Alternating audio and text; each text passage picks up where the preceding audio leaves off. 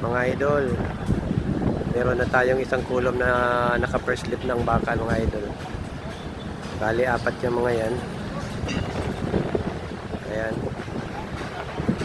Ang space pala niyan mga idol ay terminated na mga idol, naka-eskwala na yan. At ang taas pala niyan ay 7.11 meters. Kasi ang splice na lang yan isang 570 at isang 385 mga idol.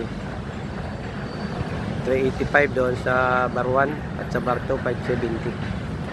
Yun na lang yung huling bakal yan mga idol. May slab pa rin naman yan at may biga pa. Kaya nga pala mga idol, baka duman ito sa inyong mga wall, pa-support naman sa aking Facebook page, Kabakal Vlog. At ganoon din sa aking YouTube channel mga idol. Maraming salamat mga idol.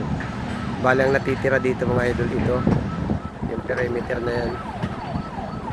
Ayun na i-upload ko minsan na girder natin dyan sa gilid.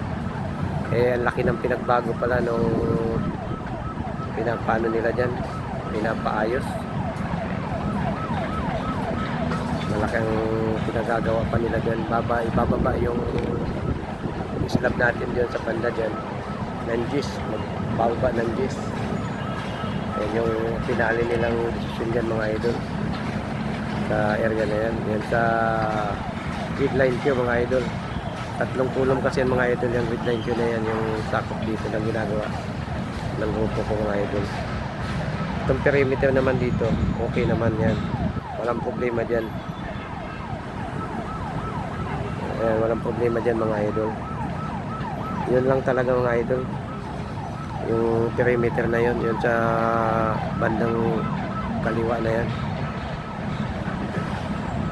Maraming salamat mga idol.